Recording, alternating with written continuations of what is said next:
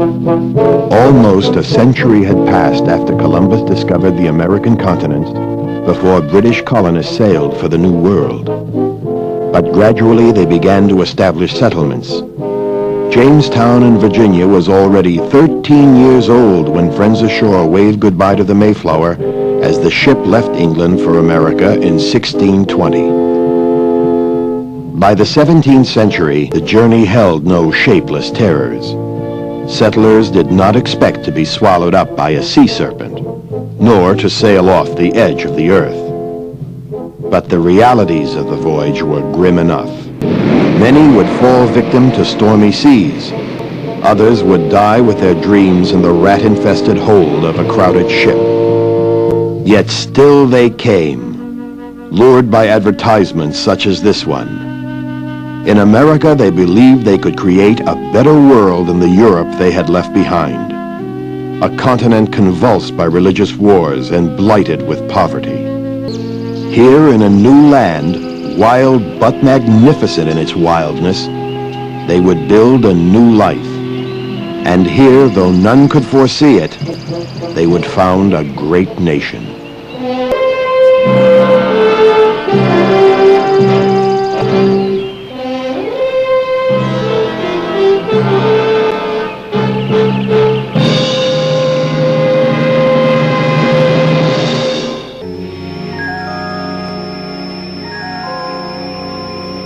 The dense forests of North America stretch from the Atlantic shore beyond the Appalachian mountain chain. Wild beasts roamed the forests. Black bears, wolves, panthers. And here, Indians hunted deer, bison, and wild turkeys. The soil lay deep and fertile, except where ancient glaciers had scoured the land, and great clouds of birds crossed its skies. Geese like these, pigeons and ducks. The vast dimensions of the continent gave great variety to its climate and physical features. In the north, forests concealed a shallow soil strewn with boulders and difficult to cultivate. Winter arrived early, locking the land in an icy grip. But if its winters were harsh and its land for the most part unwilling, the north offered generous gifts from the sea. Cape Cod thrust a protective arm around Massachusetts Bay, where fishermen could take a rich harvest of herring, salmon, mackerel, and the most prized catch of all, cod.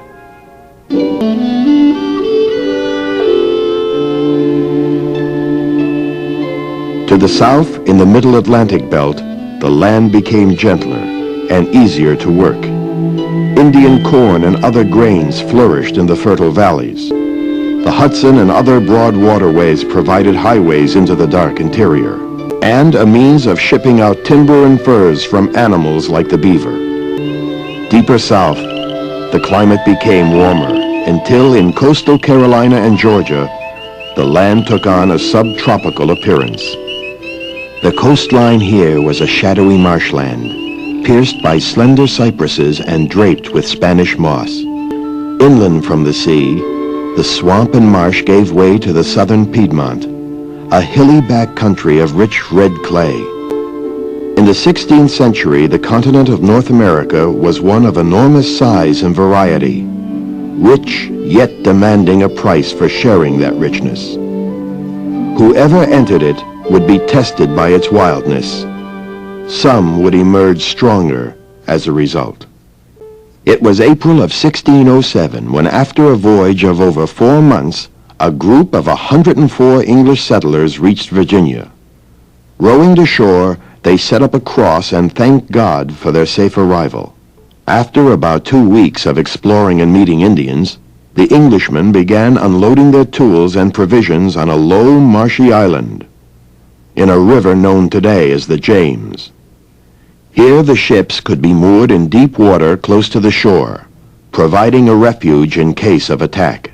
That same concern prompted them to begin building a fort immediately. Logs with their ends sharpened were set into the ground to form a triangular palisade. While James Fort was under construction, the men lived in tents of sailcloth. Disease and famine took a heavy toll. 7 months after their arrival, fewer than half the men remained alive. The next 2 years were filled with trials. Between attacks by hostile Indians, the men fought among themselves. More settlers arrived without provisions when starvation already stalked Jamestown. Rats and fire destroyed invaluable stores of corn. In the spring of 1610, after a severe winter, the colony was without hope. When 2 ships arrived, the few remaining ragged settlers decided to give up and leave. But just as they reached the mouth of the James River, they met 3 ships bearing ample supplies and Lord de la Warre, the new governor.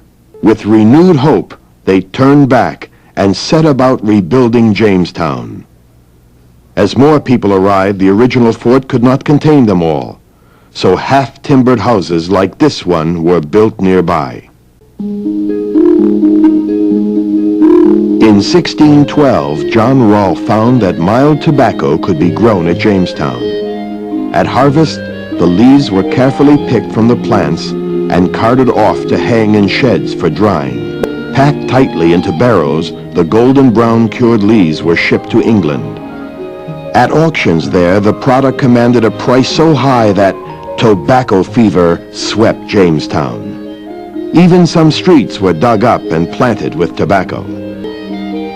Thus, the fertile soil widening out from the mountains south of the Chesapeake Bay shaped the future of the southern colonies. While the golden weed was bringing relative prosperity to Jamestown, a small group of weary religious refugees, later known as Pilgrims, sailed for the New World. This ship, Mayflower II, is a close reproduction of the one that reached Cape Cod in 1620 after a voyage of more than 2 months.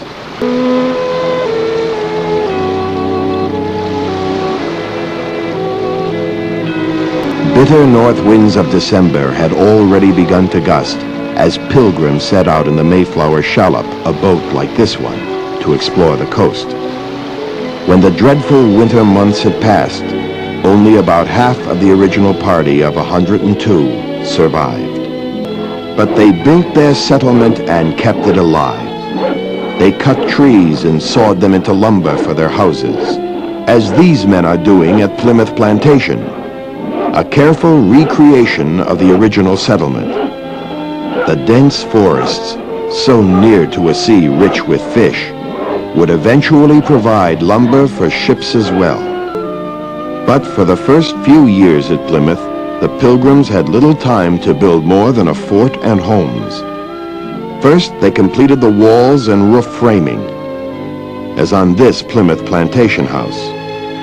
Then bundles of dried bulrushes were tied on securely to make a waterproof thatched roof. The Pilgrim farmers learned much from neighboring Indians about hunting and fishing, and how to cultivate maize or corn by planting the seeds with a fish or two for fertilizer.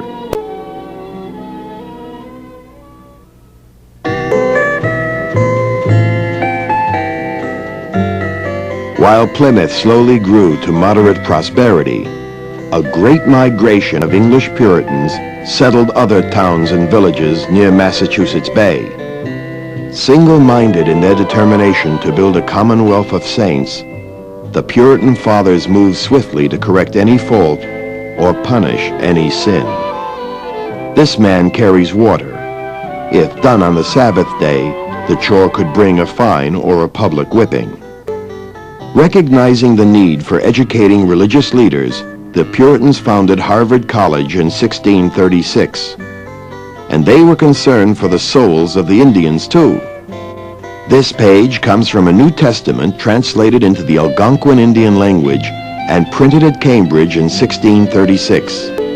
In 1670, this woodcut was produced, the first picture printed in North America. It is a portrait of Richard Mather, a Puritan minister who was one of the founding fathers of the Massachusetts Bay Colonies. And as their system of government, they adopted the town meeting. a cornerstone of colonial democracy and an institution that survives today. Here in Dresden, Maine, citizens gather to discuss budgets and taxes for the coming year and to cast their votes for local officials.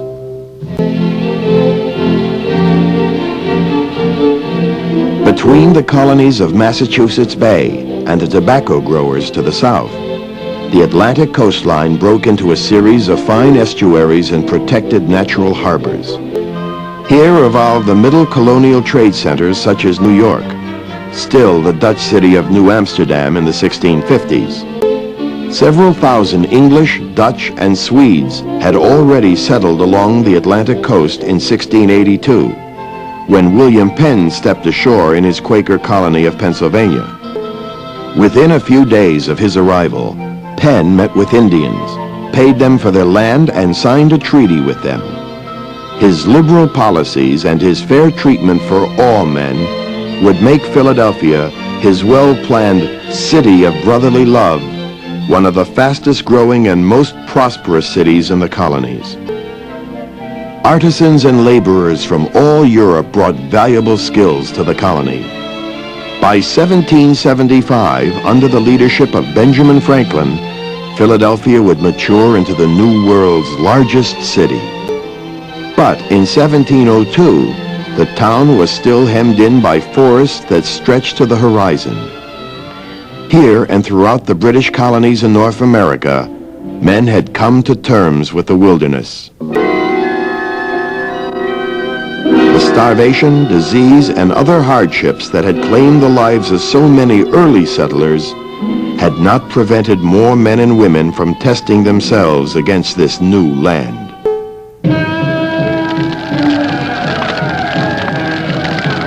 Even the threat of hostile Indians wiping out settlements spreading over their hunting grounds could not deter the waves of immigrants.